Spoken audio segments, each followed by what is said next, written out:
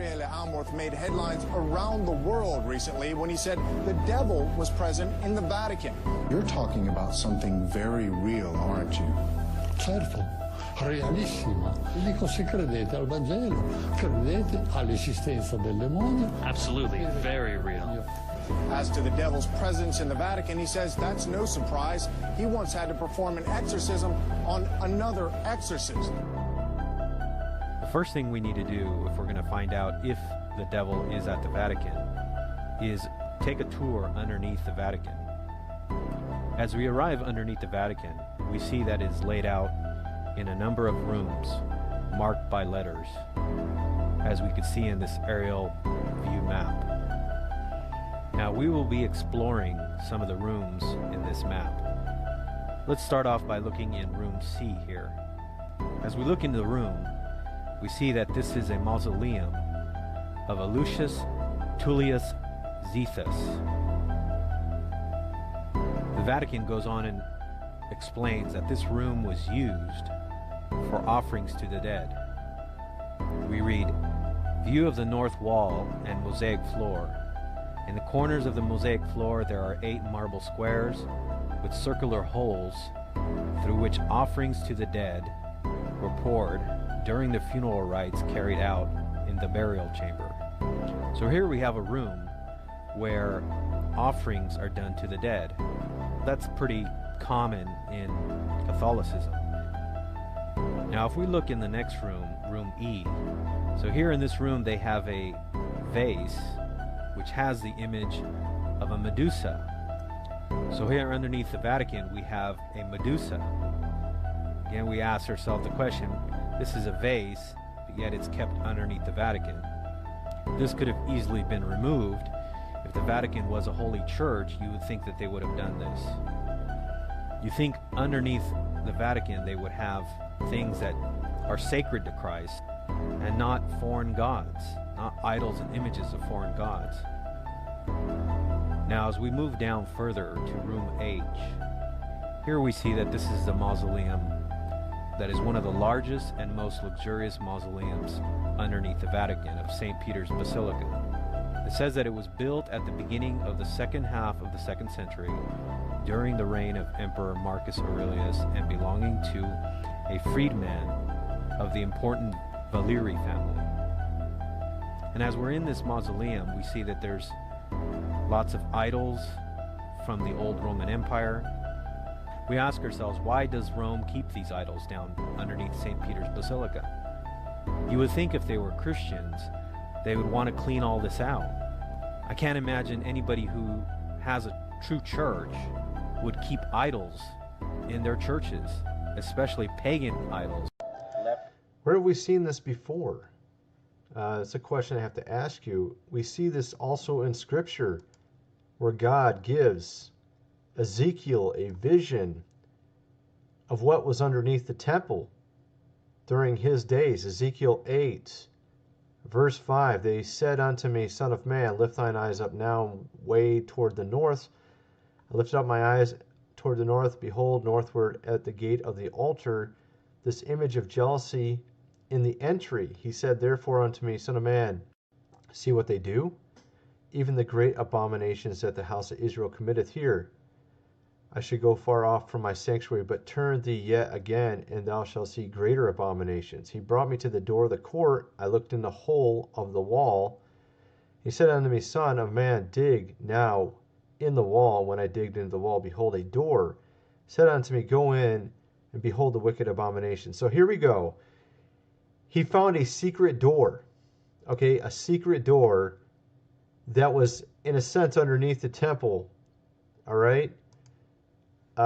And he would see greater abominations, sort of like what we see under the Vatican.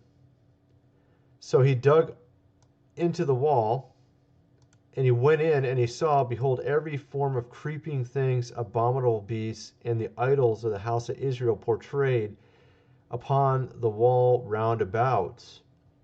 Doesn't this sound very similar?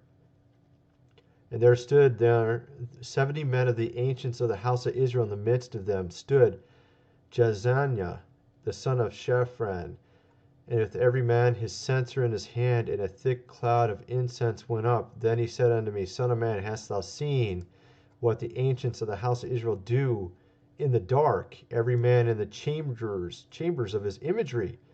Doesn't that sound familiar? So what do you think they do in these chambers under the Vatican? They worship these false gods, just like we saw in Ezekiel. Let's continue playing this here. Why is it protecting them? If it was a true church, it couldn't be doing it for the sake of art, especially with all the evil things that are happening in the Vatican. And as the priest earlier said, that evil does exist, the devil is real, as he admitted. But the hypocrisy of all of this is that they have all these evil images and idols underneath the Vatican of St. Peter's Basilica. We also see two figures of genuses with bat wings also portrayed on the walls. Again, this is supposed to be a holy church and a holy place. Now, this is supposedly all there for many, many years. As we move into the next room, room I, the details of the mosaic floor with Mercury and Pluto's chariot, they go on and explain that this theme is an explicit reference to the overcoming of death and the return of the afterlife. They describe it as a splendid mosaic floor of Mercury is depicted carrying a caduceus with wings at his ankles, walking in front, and a chariot carrying Pluto and his wife Persephone. So here we have all these Roman gods underneath the Vatican, images of foreign gods. Well, as we move to the next room, we find out why they keep all these idols down there in these images. As we move to room U, here we find the shock of all shocks. Here on the wall, it says there is a depiction of Lucifer, that is, the light bearer, the morning star. On the opposite of the wall, there is a drawing of Vesper, the evening star, cosmic symbol of the human life cycle. We find out that when we get to room U, here we have a clear depiction of Lucifer underneath the Vatican at St. Peter's Basilica. We ask ourselves, why are they keeping this image of Lucifer underneath the Vatican? Again, you would think if you're a Christian church, you would not want to have any of these images. Now we know that. Now, I was going to mention also that I've seen numerous videos of people saying they were taken under the Vatican for some sort of strange cultic ritual. And usually there were children, the ones that report about this, they're children that are brought into these rooms. And, it's pretty unspeakable what they do in these rooms. Now, they say it's under the Vatican, but I'm kind of curious if it's in these rooms or if it's in a different room that we're not aware of. Perhaps like with Ezekiel, they have secret chambers and doors to other rooms that these are just the ones that have been made public that we know about. And that there's actually other ones as well that are there that are even more vile, even worse. All right, now here is actually a very interesting a picture of, let me see what it was called. I forgot what they call this room, but you can see it has snake eyes, and it also has this very abominable display, which you can see right here. And this is where, the Pope is sometimes at. I'm sure you've seen pictures of this. I'm trying to remember what they call this room. He mentions it, I think right here, Audience Hall, that's what they call it. Paul VI Audience Hall is a building in Rome, seating capacity 6,300, designed 1971. And you would think if they have a room like this that they would want to glorify Christ, but instead what we have is some sort of fangs and eyes, reptilian skin. And this is why people say it's run by reptilians. And then you have this horrible display here in the background. Looks like dead souls in hell or something. Why would you make such a horrible thing? And why would you put that in allegedly a Christian place? So this is why it's such a joke, that this is not a Christian place. All right? That they'll go on and say, oh, well, we're saving it because it's a UNESCO heritage site or something like that. This is always their excuse, saving it for the sake of art. But for the true Christian, this is not an excuse, because we know if you're giving glory and propaganda to false deities and false pagan gods, what are you doing? You're in essence supporting the evil spiritual realm. This cannot be from God. And since Rome claims itself to be the one true church, you would think they would lead by example. But what kind of example is this?